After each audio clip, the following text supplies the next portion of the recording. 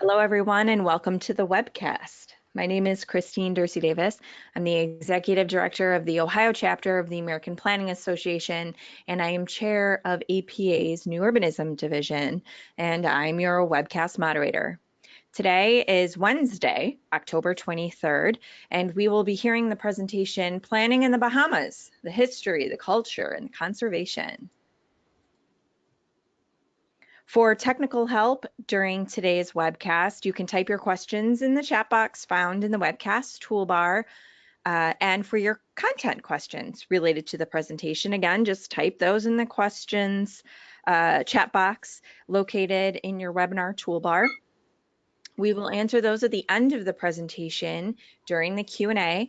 I ask that if your question is for a particular panelist, that you state that in the question box when you're asking that question. That would help us out. Coming up on your screen is a list of our sponsoring chapters and divisions for 2019. Thanks to all of those participating sponsors for making these webcasts possible and free to members. In particular, today's webcast is sponsored by the Planning and Black Community Division. So thanks to them for sponsoring today. Coming up next on your screen is a list of our upcoming webcasts. These are it for the rest of the year. We're completely booked. We do have a couple that are still pending. We'll get that information out to you soon, but you can register for these webcasts at ohioplanning.org/planningwebcast. Today's credit has been approved for 1.5 CM credits for live viewing only. We do have some recorded sessions that are available for on-demand distance education, and you can check all that out at ohioplanning.org/planningwebcast. To log today's credits, just head over to planning.org and log into your My APA account. From there, you can search either by today's title or the event number, both of which can be found on our webcast webpage. Like us on Facebook, Planning Webcast Series to receive up-to-date information on our sessions, and subscribe to our YouTube channel. Just click that red button, head over to YouTube and search Planning Webcast, and we'll pop up along with our over 300 webcasts that are available for you to view. We have over 2,000 subscribers, and we love to have you join us. You'll get up-to-date info and bings, when we have a new webcast loaded up into our system. So be sure to join us.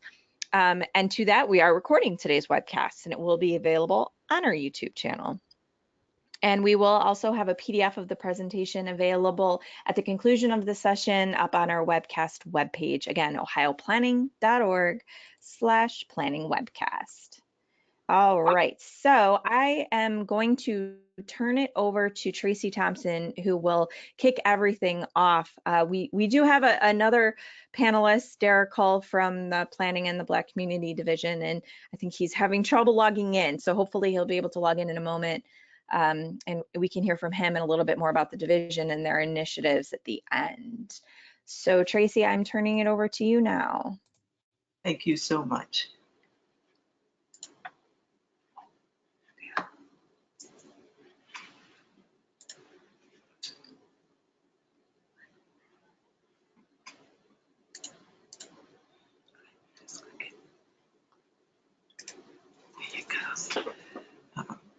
Greetings to everyone.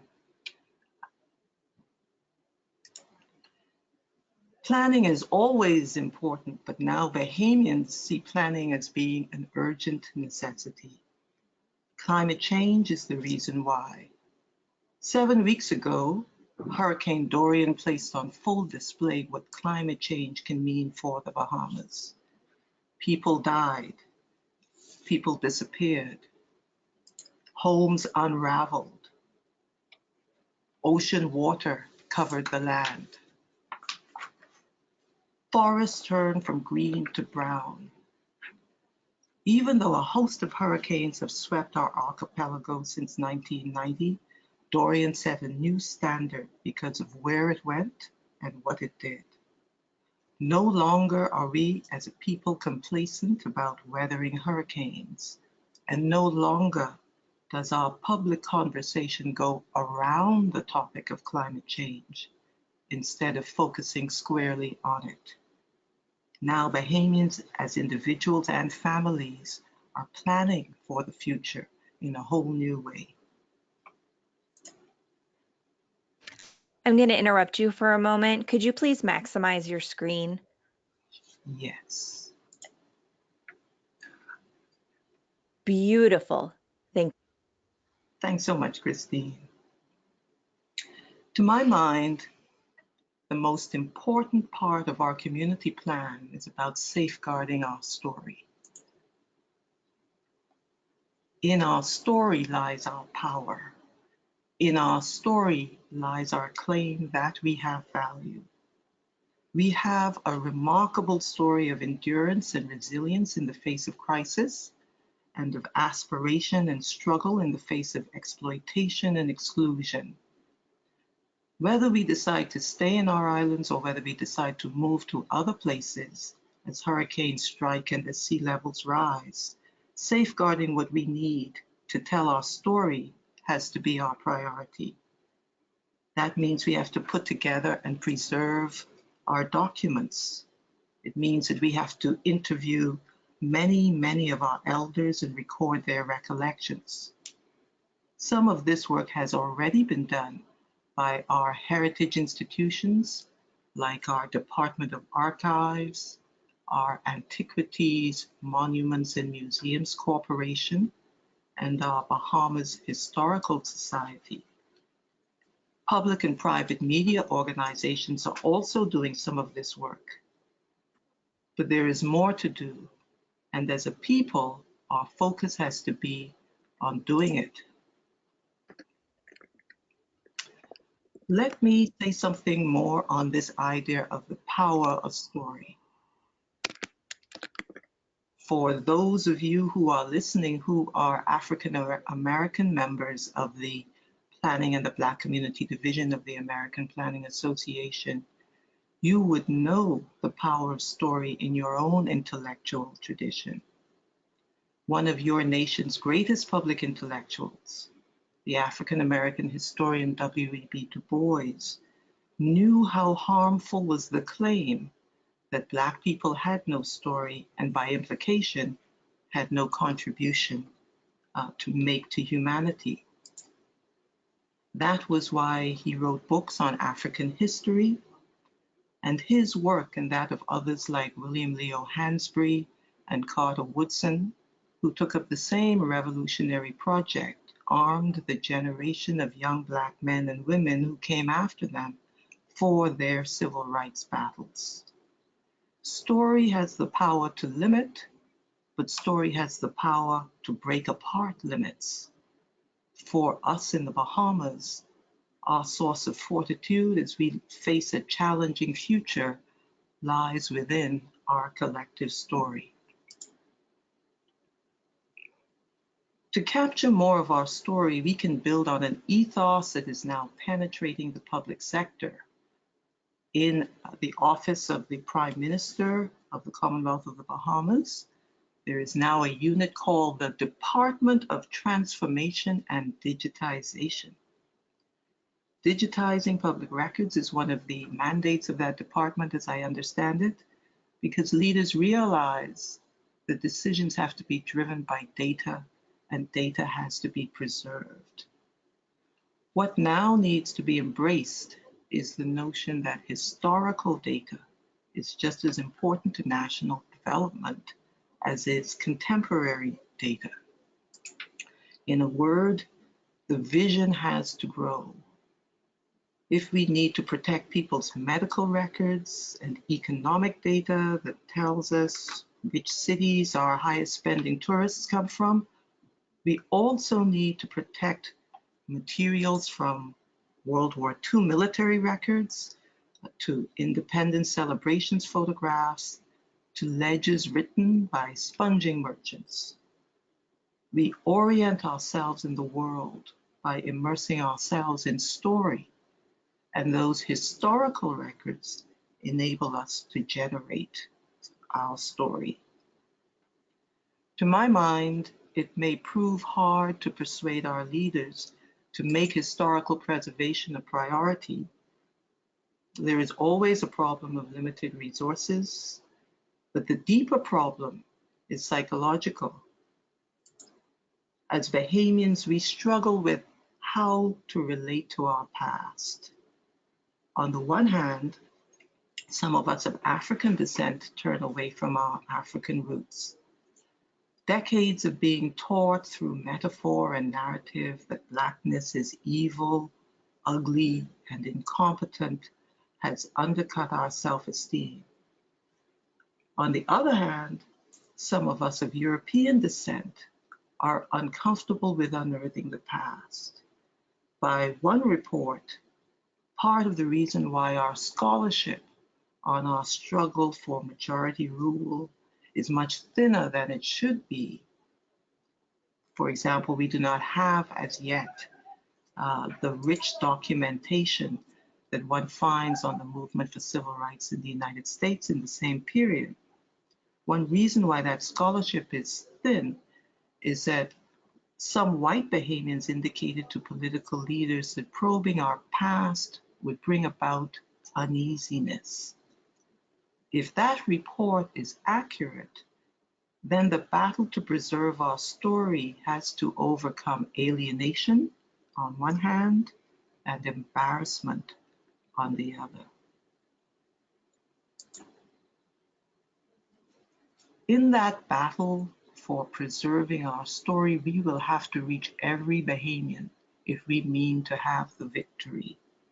We will have to use personal connections, social media, radio, and television to explain the project to Bahamians of every place, age, class, gender, ability, race, religion, and national origin.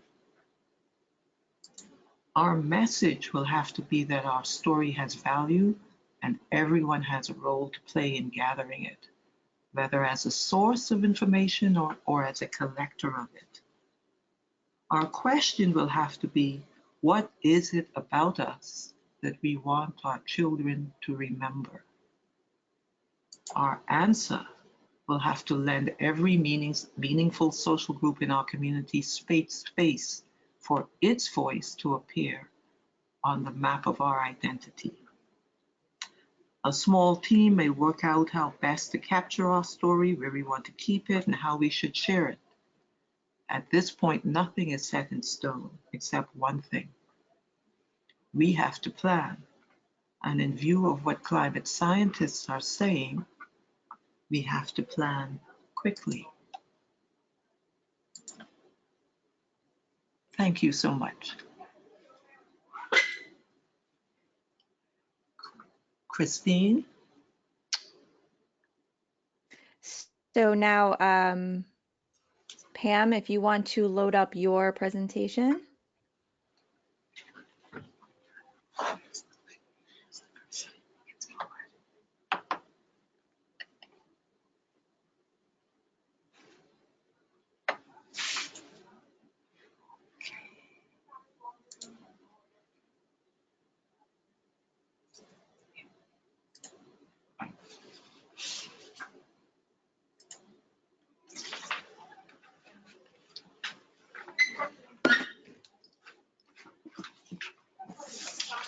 Good afternoon, and thank you for the opportunity to address you in this webinar.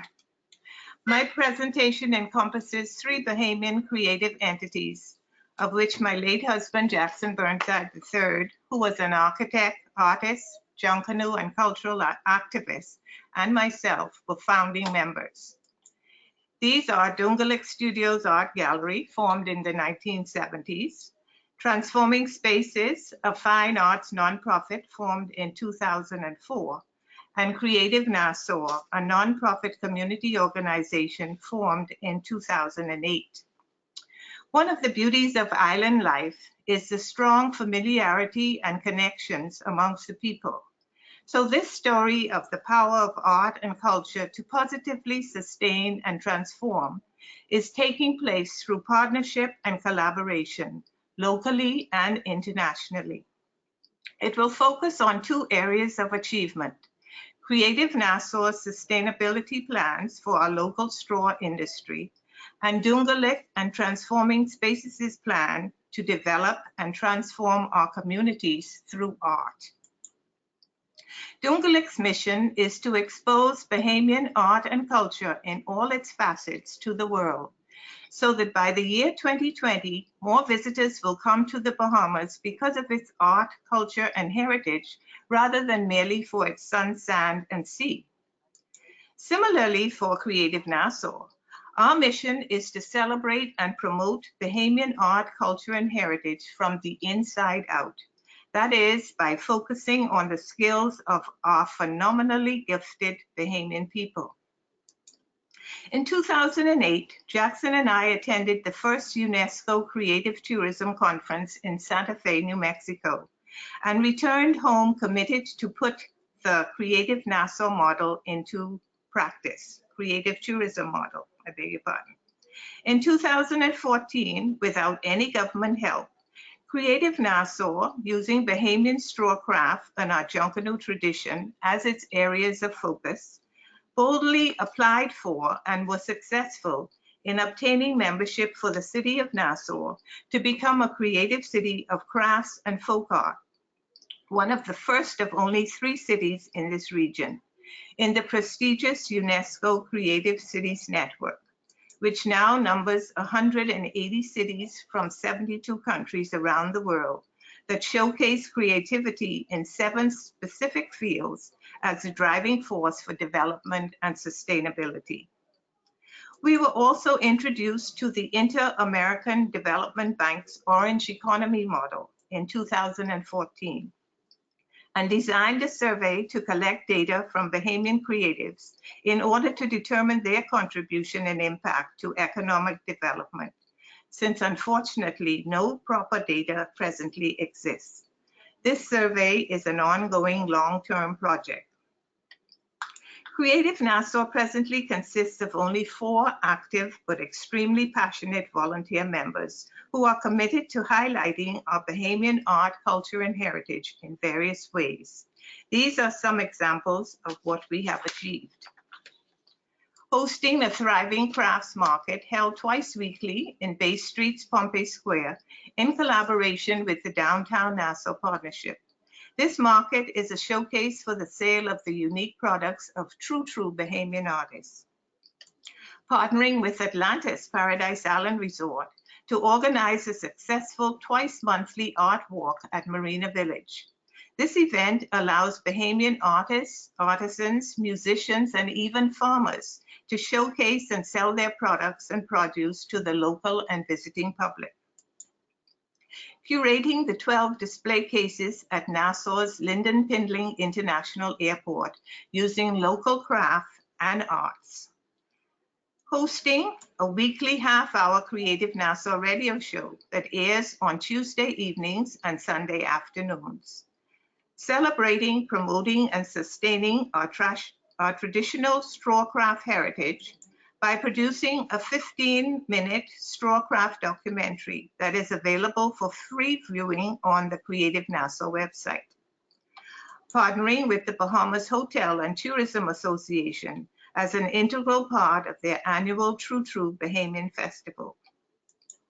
Signing a memorandum of understanding with the Department of Forestry in the Ministry of Environment and Housing to protect the valuable raw materials of the straw palms for use by the straw craft industry for future generations. And through a Bahamas Environment, Science and Technology Commission Pine Islands project to carry out research in this field in collaboration with the Bahamas Agricultural and Industrial Corporation on various family islands where the palms grow. Signing another memorandum of understanding with Talika Kirkland of the Costume Institute of the African Diaspora in London, England, seen in the top photo on the right. To engage in a students' exchange program in 2020 centered around Bahamian straw and sustainable fashion. Establishing a straw plaiting and weaving course at the country's Bahamas Technical and Vocational Institute to preserve this traditional art form. Collaborating with the Straw Market Authority and the Small Business Development Center to assist with the revitalization of the straw industry. And now moving on to community-based projects. In 2016, we collaborated closely with a group of planners and students out of Austria, along with other civil society groups and University of the Bahamas architecture students, on the IDB's Emerging and Sustainable Cities Initiative for the redevelopment of downtown Nassau and the over-the-hill Bain and Grantstown residential community. The planners coincidentally were inspired by the historic Nassau study project that my late husband had developed before his untimely death in 2011. So we were really looking forward to the plan's implementation. When the government changed in May 2017, this project was incorporated into the new government's National Development Plan, but unfortunately became missing in action. And it appears to now be incorporated into the new Nassau Cruise Port Development Project. Nevertheless, we were not to be deterred, and our participation morphed into another project that positively impacted a community in over-the-hill Nassau, under the banner of Transforming Spaces' Dream Wall of Respect. In over-the-hill historic Bain Town, which is considered a low-income area, there is a large wall which extends from East Street, one of the city's main arteries, into Lewis Street. The wall was known as the Wall of Respect because of the spray-painted mural started as a community project in 2012 by one of the area's residents named Dion, aka Sly McCarty, who was unfortunately murdered in 2017, and his mural was never completed. In September 2018, our Transforming Spaces group met to start preparations for the 15th anniversary celebration of our annual art bus tour, slated for April 2019 under the theme Sustainability. Our treasurer and master Bahamian artist, Antonius Roberts, had been approached by the Charge d'Affaires of the U.S. Embassy in Nassau, Ms. Stephanie Bowers, who asked him to develop and spearhead a community art project that the embassy could fund. I contacted our Creative Nassau partner, Sheila Pritchett, shown in the top slide on the left, who was on the board of the newly formed Lend a Hand Bahamas community organization. Her former Hands Up community group, shown here, had taught single mothers how to sew as a form of economic empowerment, and they had been participating in our downtown and Paradise Island crafts markets since its inception. It was perfect timing. Lend a Hand were excited to partner with Transforming Spaces, and thus the Dream Wall of Respect mural project was born. By the following month, when Lend a Hand officially opened its newly renovated community center facing the western end of the wall on Lewis Street, in the former home of area residents Neville and Nora Dorset, now deceased, the community, young and old alike, had already been mobilized to prime the wall and prepare it for the murals. To instill a sense of ownership and pride, Antonius, shown here in the bottom slide, organized for the Lend a Hand students to place their handprints on the first mural at the center point of the wall in a bold display of community spirit. He then traced the outline of two students as the mural's models, which subsequently became a symbol of the project and was used on the official t-shirts. Not only was the Lewis Street location an ideal one, Antonius having been born and grown up there, but the street contained another historical treasure, in that the house located a few doors down from the community center was the very home where the Reverend Dr. Martin Luther King had stayed in November 1958, when he first visited Nassau to meet with Sir Randall Fawkes, who was my husband's uncle. Sir Randall's daughter, Rosalie Fawkes, shown here in the blue outfit, was invited to make a presentation about this momentous meeting to the Lewis Street community, the Charge, and the U.S. Embassy's youth ambassadors under the theme, He Came to Lend Support. It seemed fortuitous in every way that this location was the correct one, and thus the Transforming Spaces anniversary theme evolved into Sustain, I Have a Dream, I Am the Dream, We Are the Dream. Back in Lewis Street, Bahamian artists joined us, donating their time and talents to transform the Dream Wall into a magnificent showpiece of art, depicting unique Bahamian stories in their various self-chosen themes that paid homage to their Bahamian ancestors and pioneers of the area. Take a look at the middle top photo slide, where artist Alan Wallace on the left is paying homage to Slime by painting him on the wall, poised for spray paint action. So his legacy lives on. In addition, the MLK wall transformation was a heartwarming sight to behold, as the entire community literally lent a hand to rake, scrape, repair, patch, and paint the wall by making it a fitting public showcase to mark this historical event. Inspired by this, and again on their own initiative, the community also primed, painted, and stenciled the entire East Street wall on their own. The Dream Wall unveiling on March the 30th was an amazing event as the community came out in full force and we all celebrated to the sounds of our indigenous junkanoo and rake and scrape music. The following weekend saw the visit of close to 300 patrons of the Transforming Spaces Art Bus Tour, viewing the murals and hearing the story of the project.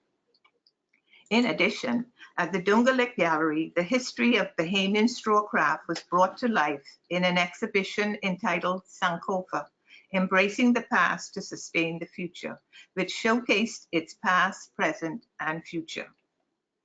As a result of this mural project, which we highlighted on social media, I was asked to make a presentation about it at our annual UNESCO Creative Cities Network conference in Fabriano, Italy this summer, where we were approached by the Italian coffee company Lavazza to participate in their international mural project entitled Towards 2030, What Are You Doing?, which will highlight UNESCO's 17 Sustainable Development Goals all around the world. We are very proud to be a part of it. We are presently developing plans to extend our DREAM project both locally and internationally, and have made it a point to incorporate Dorian relief efforts in the process in order to assist our fellow artists and creatives who were negatively impacted by the monster storm. Our creative journey continues, so watch this space, because as we approach Jackson's 2020 vision statement, we are making that dream our reality. And there he is on the top right in the glasses that somebody painted on that dream wall. Thank you very much.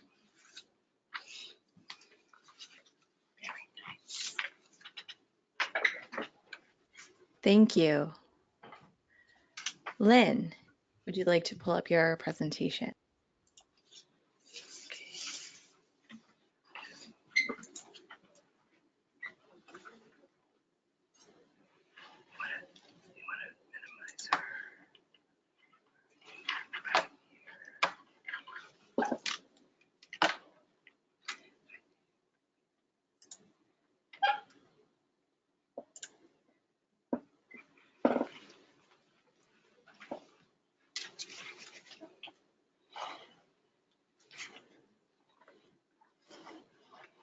So good afternoon.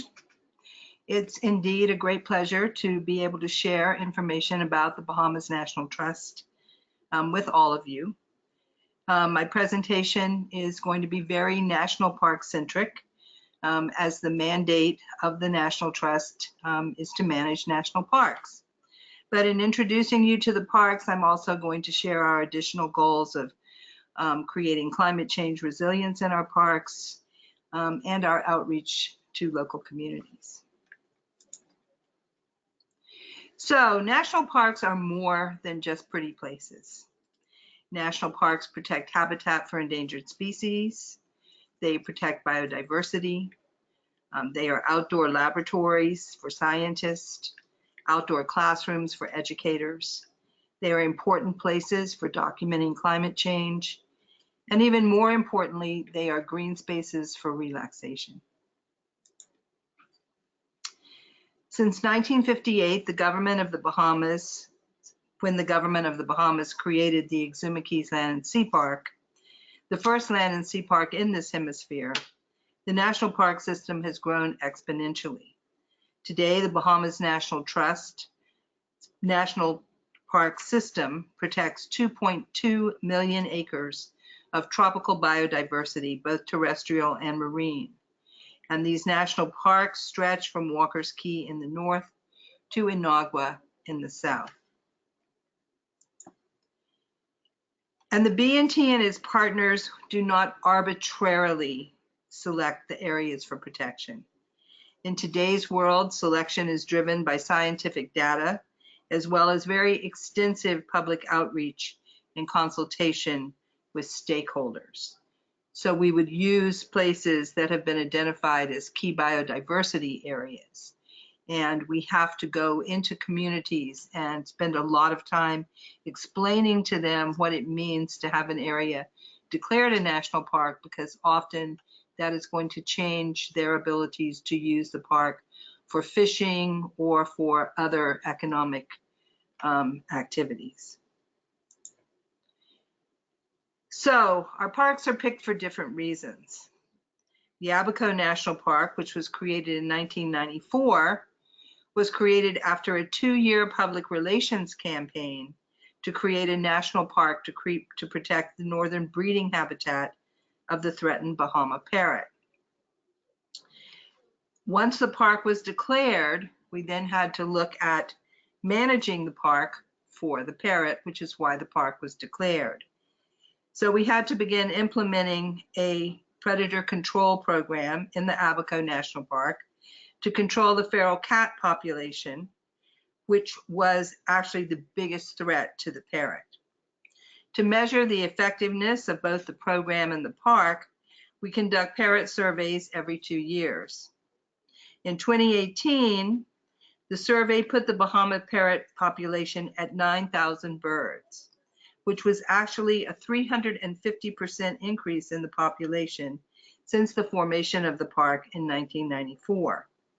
Now, this increase is extremely significant because Abaco has been impacted by more hurricanes than any other island in the Caribbean. With only 2 populations of the parrot in the Bahamas, one on Abaco and one in Inagua, a robust population on Abaco is critical for the survival of this regional endemic.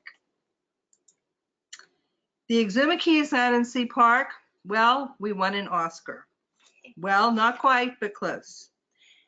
The park earned a Global Ocean Refuge or GLORIES Award last year, and we didn't just win, we won at the top tier level, the Platinum Award. Now, a GLORIES Award is only given to marine protected areas that meet the highest science-based standards for biodiversity protection and best practices for management and enforcement. Each GLORIES winning MPA has a strong management team, a clear plan to conserve biodiversity, and effective monitoring and enforcement efforts in place. With the support of our donors, we have managed the Exuma Keys Land and Sea Park for 60 years. Our approach is obviously working. The park protects healthy mangrove forests, seagrass meadows, diverse coral reefs, and other undisturbed areas. It also serves as critical habitat for threatened species such as the hawksbill turtle, Nassau grouper, queen conch, and an array of nesting seabirds. It is also a very important site for the transport and settlement of Caribbean spiny lobster larvae, a highly valued source of food and revenue with declining populations worldwide. It provides a very critical reserve for lobsters to grow to their maximum size in shallow and deep water reefs without fishing disturbance. The park similarly helps Nassau grouper conservation in the Bahamas. Elevated grouper biomass within the park is predicted to have a spillover effect into outside areas, which benefits local fisheries and larval replenishment.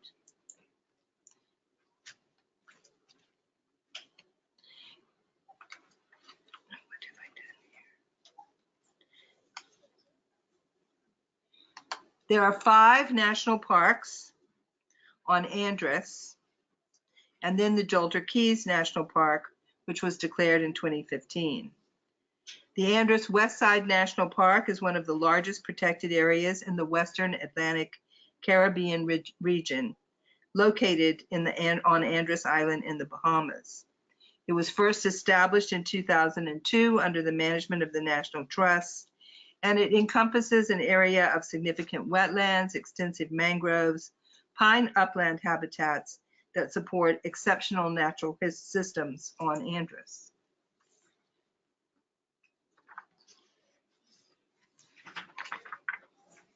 The endangered Andros rock iguana is endemic to Andros Island, inhabiting the pine woodlands and palm shrublands within the park. Other species of reptiles in the Andros Westside Park include the Bahamian boa constrictor, blue-tailed lizard, Cuban twig anole, Bahama brown anole, all of the anoles, curly-tailed lizards, and the Cuban tree frog. West Indian flamingos, which are the national bird of the Bahamas. There is a resident non-breeding flock of 100 to 1,000 flamingos, which occupy the lake systems within the Andros Westside National Park. Healthy populations of nurse sharks, bull sharks, and the critically endangered small-toothed sawfish are also found within park boundaries. The Jolter Keys are located just north of Andros and are made up of several islands. It's a very extensive mangrove flat system, which is presently utilized for the very important economic activity of bone fishing. The critically endangered piping plovers also use this area. Traditional activities and ecotourism activities will continue to be allowed in this park, as well as enforcement of the current laws and regulations. So this is a new park, and we are actually in the process of developing management plans and working with the local community to work to protect this important area. So the importance of the Jolter Keys is it does have a variety of habitats, coppice forest, mangrove stands, sandy shores.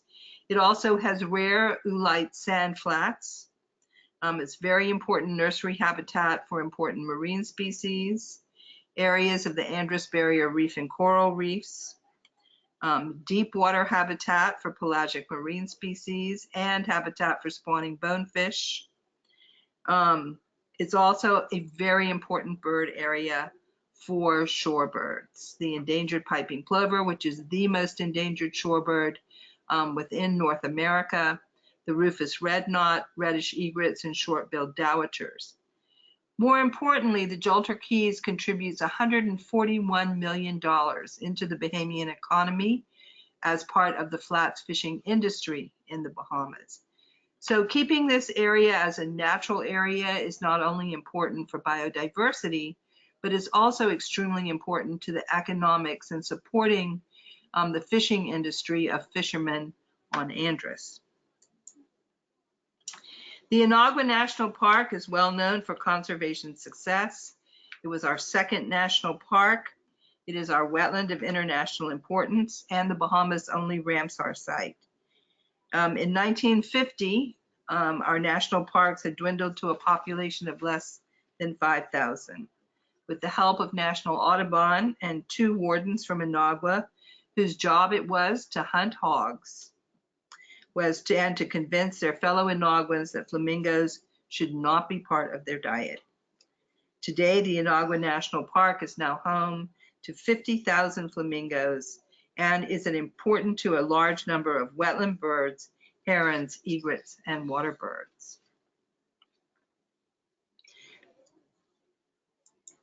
Within the boundaries of the Inagua National Park is Union Creek Reserve, which has hosted one of the longest running sea turtle research projects in the world. The data that has been gained from the research at Union Creek is used all over the world to manage and to sustain green turtle populations almost in every hemisphere on the globe. Conception Island National Park is exceptionally beautiful. One of the most spectacular islands in the Bahamas. It's uninhabited. It is located on a platform that rises out of the deep ocean, 15 miles east of Santa Maria, Long Island. It has miles of beautiful sand beaches, gorgeous sandstone cliffs, and an extraordinary abundance of wildlife on the land and in the sea. There are amazing locations for scuba diving and snorkeling. And the main islands, the Booby Keys and South Rocks, are home to an extraordinary number of wildlife species, many of which are threatened or endangered. You can see long-tailed tropic birds, sooty terns, oyster catchers, and ospreys that nest on the island and keys. The center of the island is a large mangrove and creek habitat and an important nursery for fish, sharks, conch, and crawfish.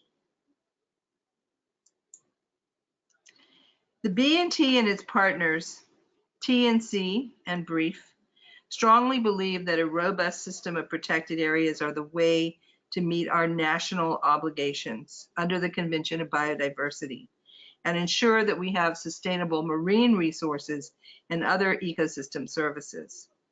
As a result, in September of 2018, the Bahamas Protected Project submitted a white paper describing and recommended protection for 43 sites that will protect nearshore and marine environments, meeting our national pledge to protect 20% of our nearshore and marine environment under the Caribbean Challenge Initiative.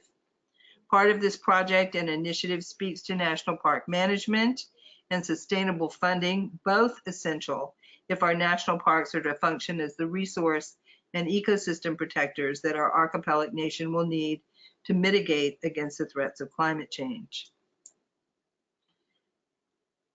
So in the interest of time, I actually didn't talk a lot about our education and outreach because I could do another webinar on that. However, the B&T annually interacts with 10,000 students annually, introducing the national parks through our Parks Experience program. We also run a Discovery Club program for young people between the ages of 7 and 16 on 9 islands across the Bahamas. Discovery Club is a badge program that challenges students to earn badges related to species and habitats while learning about our national parks.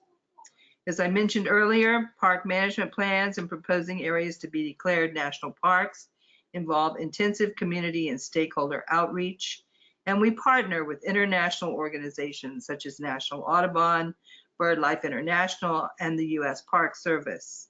We also partner with other local environmental NGOs such as Brief and TNC.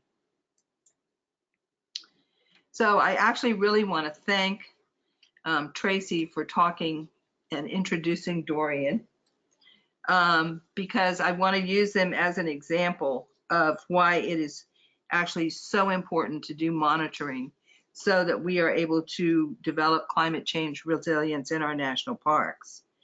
So making sure our national parks are going to be resilient is a very high priority for the B&T.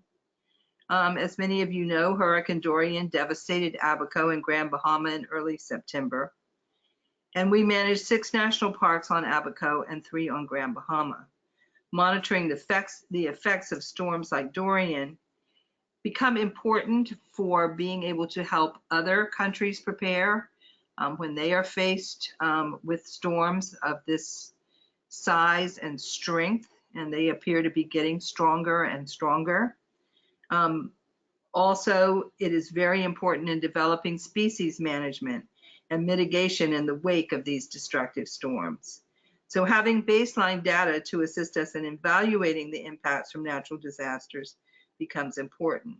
Establishing a regular monitoring program to assist in data comparison. As I mentioned earlier, the B&T has been monitoring Bahama parrots and their home in the Abaco National Park since 2007. Our last Bahama parrot census was in March 2018, and we were able just last week to be able to send a team, which actually was very productive, to go into South Abaco and to look at the habitat and to see just what our parrots were to be able to forage on, and also to look at shorebird habitat as well. The good news actually is that In South Abaco, Dorian did not have the same impact that it had in the North and Central. And we do believe that our parrots probably are going to do quite well and that the population survived. But we also did see a number of other birds that looked pretty wind-tossed, like pretty scrappy when we saw them. So we're actually very happy that we were able to bring good news about this. But my next slide doesn't have the same good news.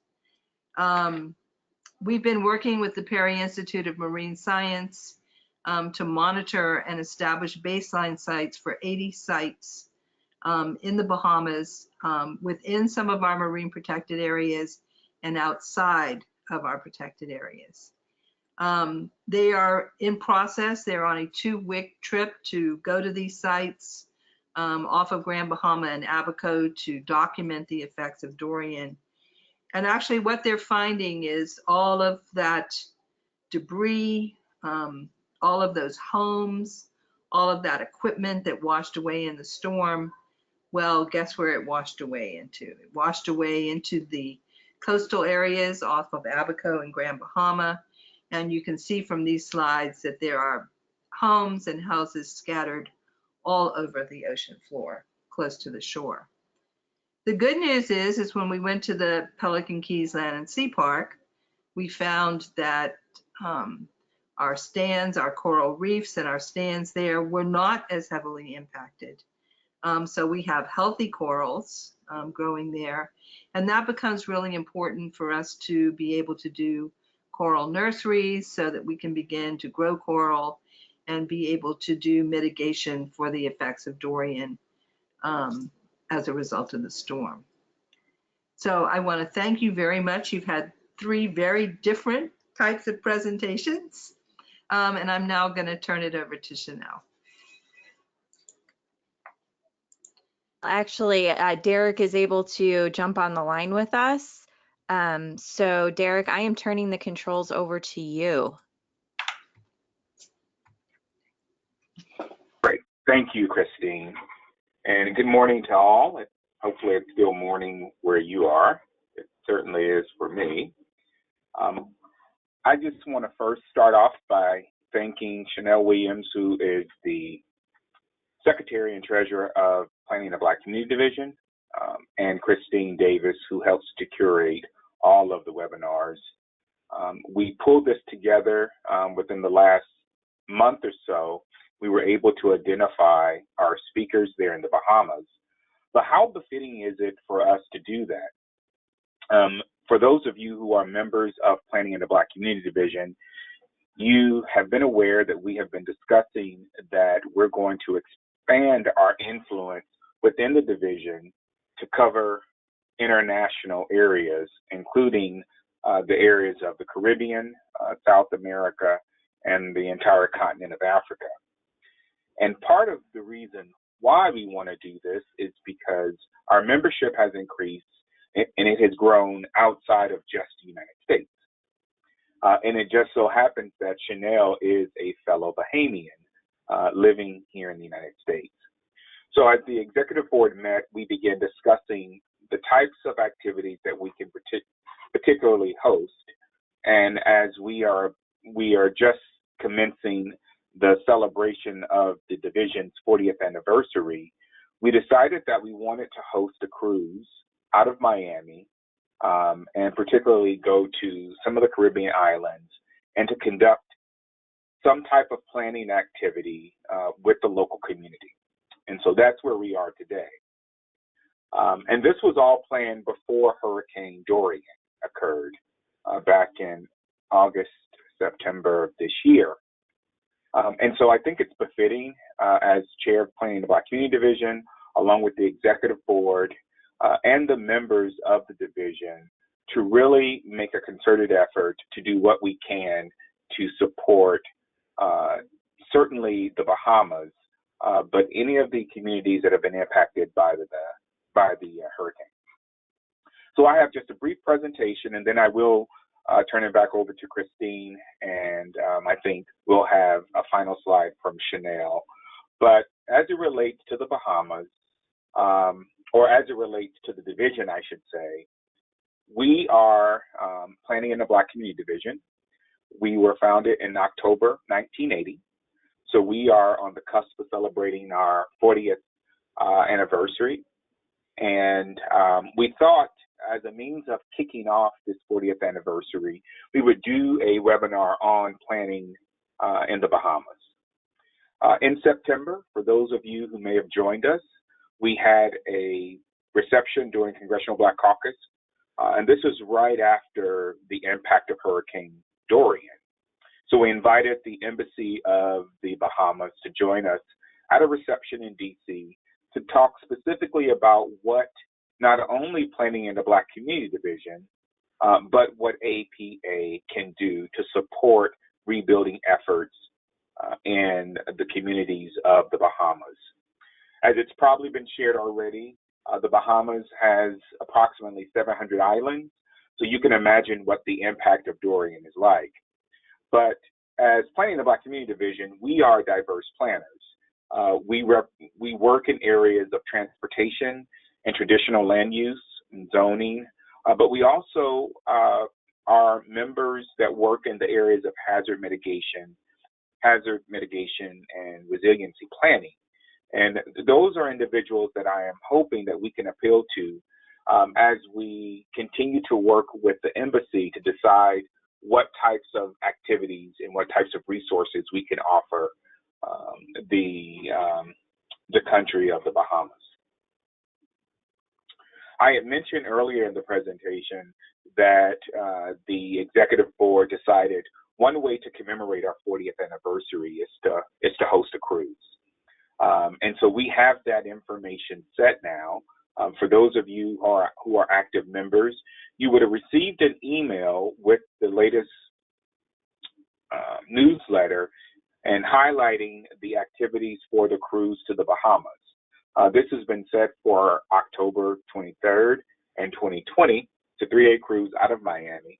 But before we actually board the ship on that Friday, we're also looking at hosting a workshop of some sort in the local minority community, and we're working out those details.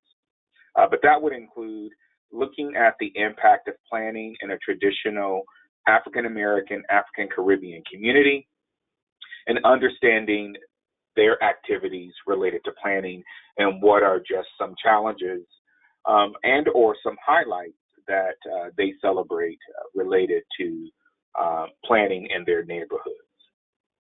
So again, that 40th anniversary cruise has been disseminated. We also have a website where that information is included. But throughout the year, we will highlight and celebrate activities to commemorate the division's 40th anniversary. And so today is the official kickoff of that with this webinar. And then we will have some other activities as well. I do want to suggest that if you are not active within Planning in the Black Community Division, we have at least 6 or 7 or so, 8 maybe, committees that we are actively recruiting for participation within our division. They include our membership committee, elections committee, the collective impact, which is a conglomeration of PBCD, NOMA, which is a national organization of Black architects, minority architects, as well as Council, a Conference of Minority Transportation Officials, and National Forum of Black Public Administrators. And the idea is to come together as a super group to really look at the impacts of our various areas on Black community. We also have a 40th anniversary committee. We have a regional ambassador committee, communications, and a mentor-mentee committee. So as you can see, there are ample committees in which if you are a member of the division and you want to get more involved, certainly there is opportunity for you to get involved with the division. So what's coming up? I mentioned that this was the kickoff of our 40th anniversary activity. And throughout the month, you will hear and you will see additional activities that are coming up. Christine mentioned in her introduction that APA Ohio, who hosts our webinars for PBCD, is completely full for this year. Fortunately, PBCD was able to secure one final slot, and we're going to host a final webinar in the 2019 year entitled Homelessness in the Black Community. And so Christine and I are working through the details of that. It's going to be during the latter part of the month, right before the holidays. But I want to encourage you, if you have expertise in this area, please let us know so that we can reach out to you and engage and see if you would like to be a panelist on this particular webinar. This is in line with APA's Planning Home initiative, and we're specifically going to look at the impact of homelessness in African American communities around the United States. And then, of course, as we enter into the new year and leading up to the National Planning Conference in Houston, which will be in April 2020, we will have our traditional PBCD networking events. And these will occur in and around major cities throughout the United States.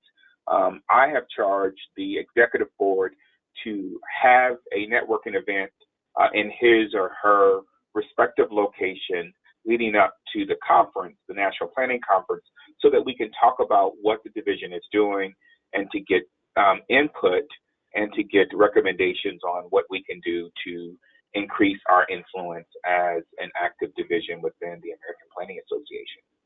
So certainly look out for those networking events, and we hope that you'll be able to participate in those events. Before I conclude, let me certainly promote that we are active on social media. Please check us out on our revised and revamped webpage, which is blackcommunity.planning.org, but we're also located on Facebook, LinkedIn, and Twitter. And so feel free to let us know if you have any thoughts, any recommendations, just that could be beneficial to the organization. And with that, I'll turn it back over to Christine.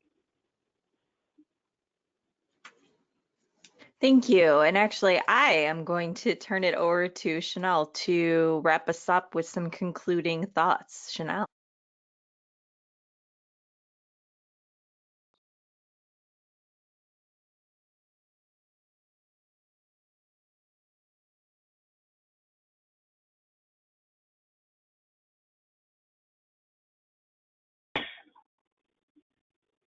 Thanks, Christine. I just want to say thank you to Derek for providing information about PBCD and to our presenters for giving us some pretty awesome insight into culture and conservation and history in the Bahamas. And here's the contact information for the presenters and for PBCD if you have any additional questions or just want to get in touch to talk about the work that these presenters do in the Bahamas and around the world. And also, please do reach out if you're interested in any of the PBCD events that we have to celebrate our 40th anniversary. And we'll also be contacting you for ways that you can just help out and donate to Hurricane Dorian relief efforts in Grand Bahama and Abaco. So now I'll pass it over to Christine so that your questions can be answered. Wonderful. Yeah, and if you have any questions, just go ahead and type those in the questions box in your GoToWebinar toolbar. I did get a couple questions regarding the recording of this. Yes, we are recording the session. It will be available on our YouTube channel. Just search Planning Webcast on YouTube, and we'll also have a PDF of this presentation available at the conclusion today on our webcast webpage at ohioplanning.org/planningwebcast. Okay. First question, of the 700 or so islands, how many of them are inhabited by people?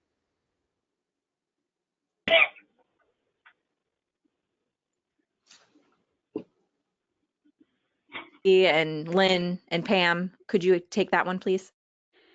We are discussing it among ourselves.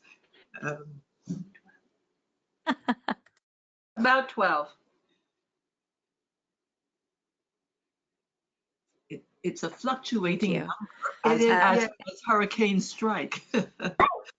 As an example, I think it's 14, they were saying originally, but without the two that are okay, was it in 14 inhabited, but 2 because of the hurricane out of commission. And then we had Ragged Island struck by Hurricane Irma in 2017, about. You're right. And the people left the island. They may be. There's some inhabitants still there, but it's not functioning properly. Yeah, and they, in fact, they were forced to evacuate. They were actually told they had to evacuate. So there's no government services there at this point. When folks are evacuating, where are they going to? New Providence. Are they going to other islands? Are they leaving the Bahamas for, where do they go? Both. As far as the people who would have evacuated from the recent hurricane, some are here on New Providence. I think the number is that 8,000 people have evacuated from the 2 islands. Some are here on New Providence.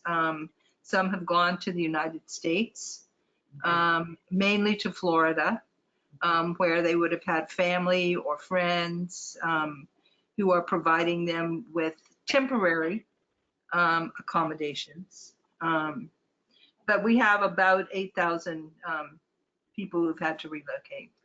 And the ones in Nassau are staying at shelters that are provided by the government. And some are staying with family and friends. And some of the students also, the students from the affected islands have come to Nassau and they're going to school here in Nassau, although they're still having classes under the trees like the old days because the buildings have been compromised. But that is one of the things the government is working on. It's going to be a very long range haul to get us back to where we were because Abaco and Grand Bahama were the 2nd and 3rd income earners for the Bahamas. I would add that. I found these results. I would add that prior to Dorian, Freeport, the city of Freeport on the island of Grand Bahama was also a destination for people who were affected by hurricanes in other parts of the Bahamas. So New Providence certainly was the magnet, but Grand Bahama, and I don't know about Abaco, absorbed some people as well. So for Grand Bahama and Abaco to have been struck means that the capacity of the country to absorb displaced persons from other parts of the archipelago is that much more severely undercut. And also I'd like to add that the island of Eleuthera also offered, I guess I could say asylum almost for hurricane victims. And a large number of school children actually were sent to Eleuthera to go to school, and they have been absorbed into their school system. Exuma was also another island, Great Exuma, where some of the hurricane evacuees would have gone as well.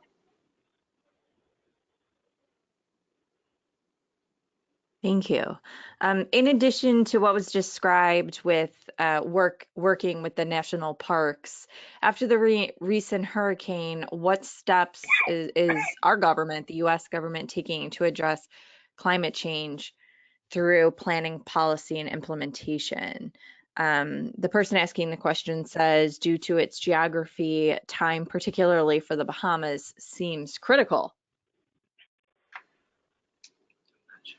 Well, the Prime Minister recently made a presentation to the United Nations talking about the importance of the developed countries being more involved in helping to take care of us, the small island developing states who are going through this, because we do not contribute to climate change, but we are the most highly affected.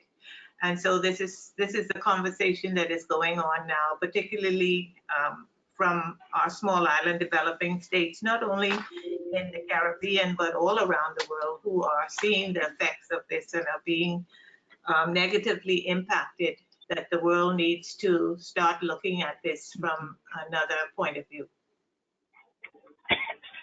I don't know if this is the place to say it, but I think that here in the Bahamas, we have been overwhelmed with the support that has come through philanthropic organizations in the United States to come to the aid of people in the Bahamas. It has been an outpouring of support, for the country, and I think people are extremely grateful for that support. Yeah, and they were here right at the very beginning because the helicopters were in place and evacuating people as soon as the all clear was given, and even before then. And so we want to say a sincere thank you to all of the countries from all around the world, Japan, even as far as the Netherlands, who have all contributed, and the Caribbean as well, to help us get through this disaster. Right. The U.S. Embassy made Coast Guard resources available to the country right away. So that was actually phenomenal. But what has also been very heartrending across the board is there are small island developing states who are themselves recovering from hurricanes, like Dominica, who immediately pledged, resources that they can probably ill afford to help with hurricane relief here in the Bahamas. And it definitely has shown the importance of, again, collaborating. We have, as an entity, the Earth, we need to help each other. There's no other way to do it.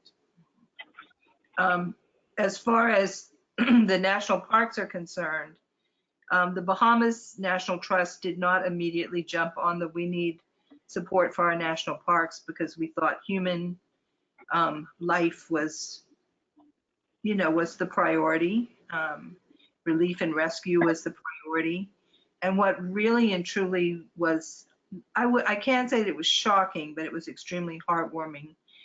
How many agencies within the United States who are conservation agencies reached out to the Bahamas National Trust without us having to ask and said, we are going to pledge this amount of money to you for your hurricane restoration that you're going to need to do in your national parks.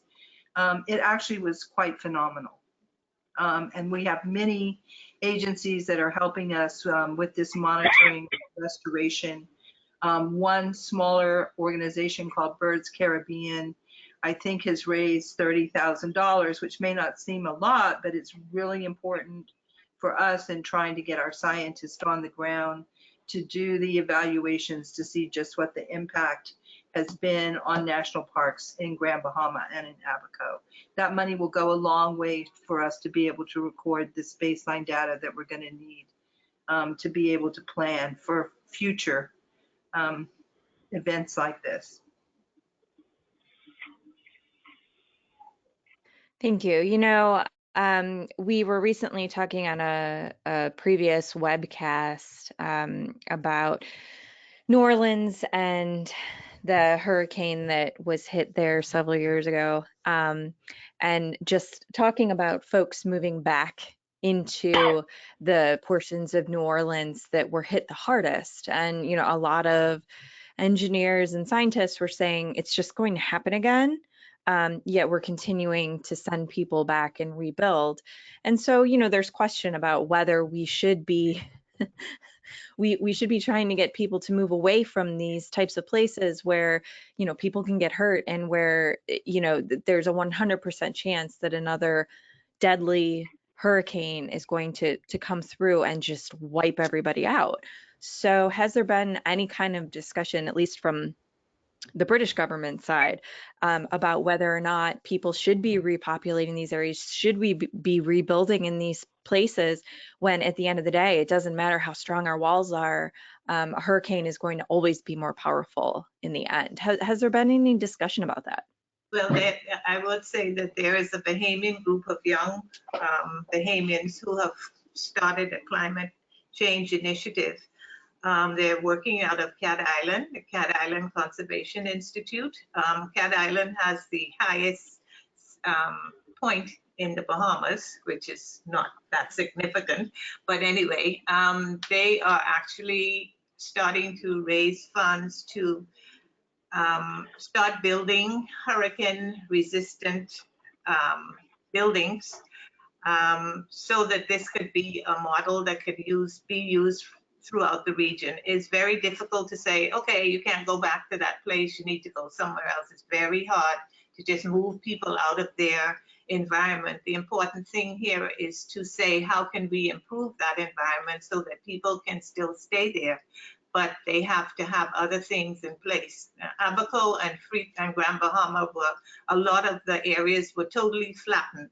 And this is the best time as planners to start from scratch, as we say here in the Bahamas. Ragged Island went through the same thing, and that island is supposed to be turned into the first green island of the Bahamas. But this same, what they call CC, the Cat Island Climate Change Institute, are getting ready to actually work on building a resilient island in Cat Island and making it as green as possible so that this can be the model. But this is something that you all, having been married to an architect, and I'm so sorry my husband is no longer alive, because he would be in the trenches working on this challenge at the moment, for architects and planners and engineers to get together and start to say how we are going to build. The Bahamas has one of the highest building codes in the region and probably in the world for hurricane relief. And so all of this is now has to come under discussion, because we have to start looking at buildings and the way people live in a totally different light, knowing that these monster storms are probably going to be the new normal that we have to deal with. So you all have a lot of work to do. Yeah, so I wanted to say, though, the Bahamas Environment, Science, and Technology Commission did bring people from the environmental sector together for a meeting to discuss what are our concerns about the environment as far as the rebuilding goes after Dorian. And we had a broad spectrum of people. And I think, the biggest thing is, and we have actually a major climate change grant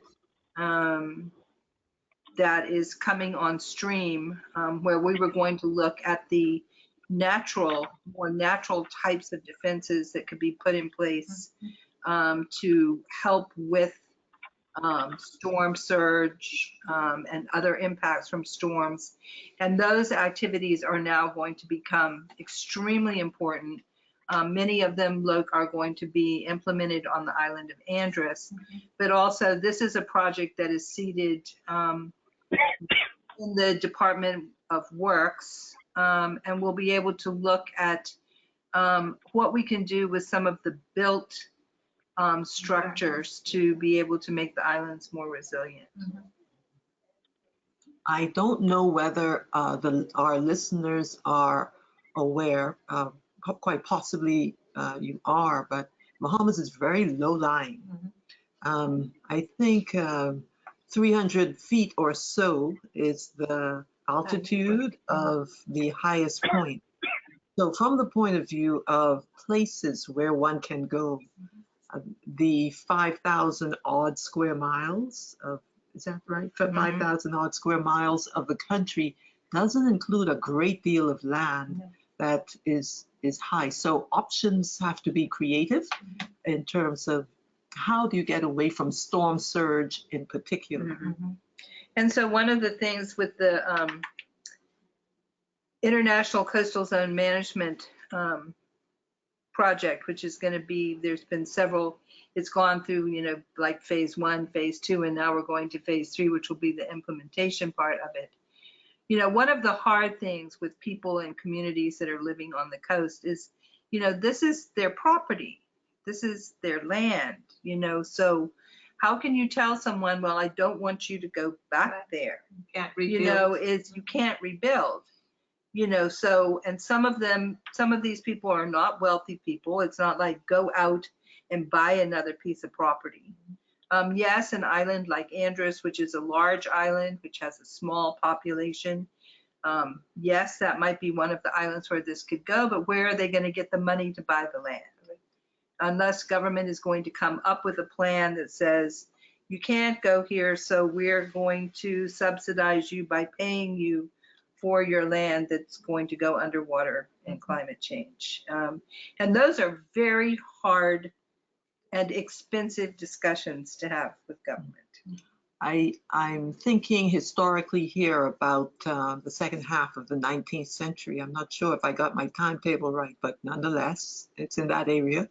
I'm thinking of the United States and the Homesteading Act and the encouragement of people, farmers, to move westward on terms that were within their reach for being able to access enough land to make life viable and to build wealth.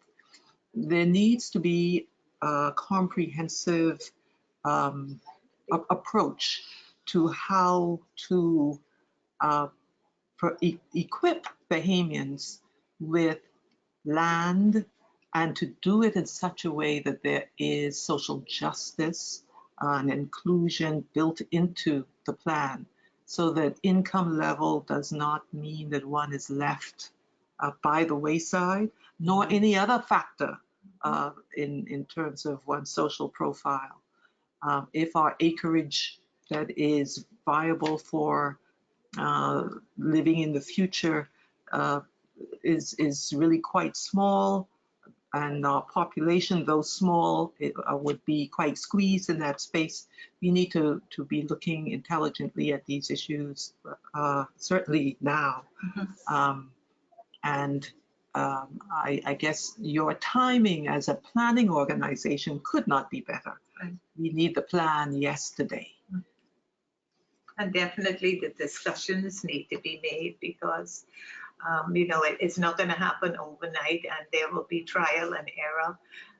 We're also looking from the point of view of Abaco was devastated in the 1932 hurricane, which is like Dorian. Of course, they didn't have this sort of scientific data that they have now, but it was totally devastated, and people went back and rebuilt. And we also talk about our traditional building methods, and also with Lynn Gape here from the National Trust, the importance of something as simple as just not taking up the mangroves. All of these things have to be taken into consideration.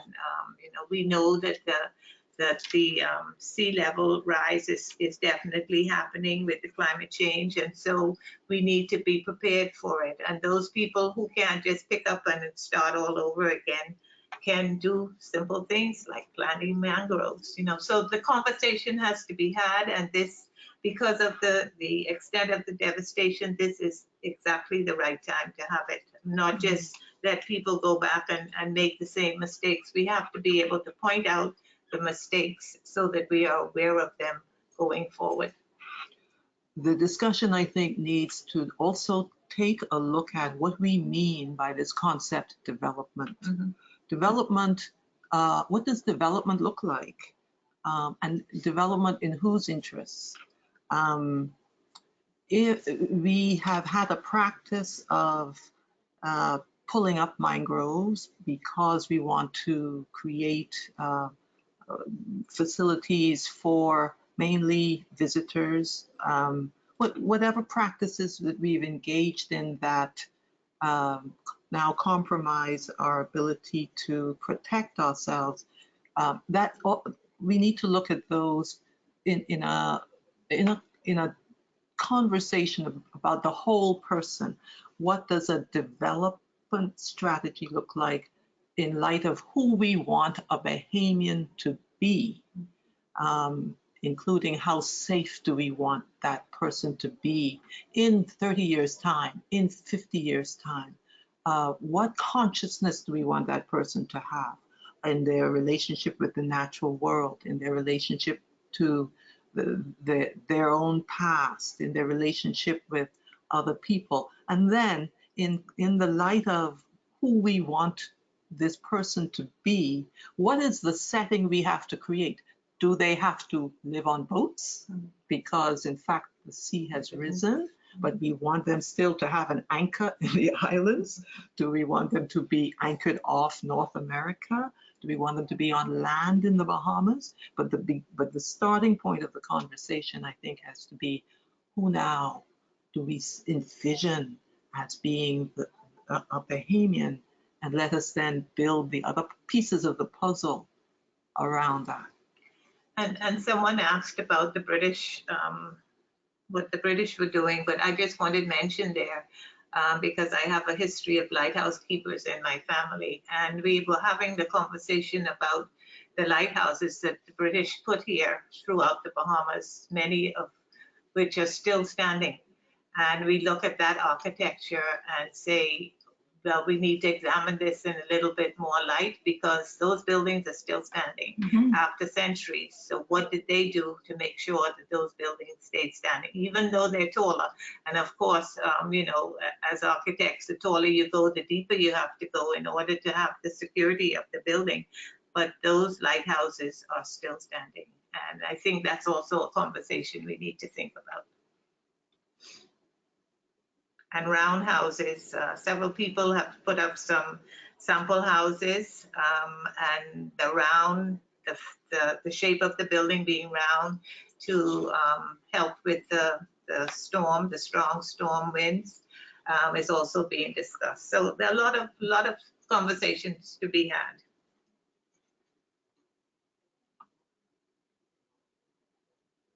Well, thank you. This was a great discussion. I think we're going to go ahead and wrap up now. Tracey, Pam, and Lynn, thank you for joining us today.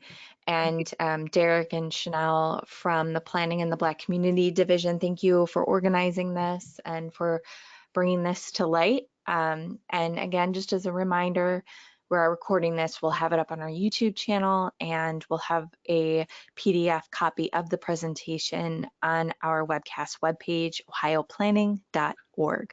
So everyone, thank you for joining us again, and everyone have a great week. Thank you.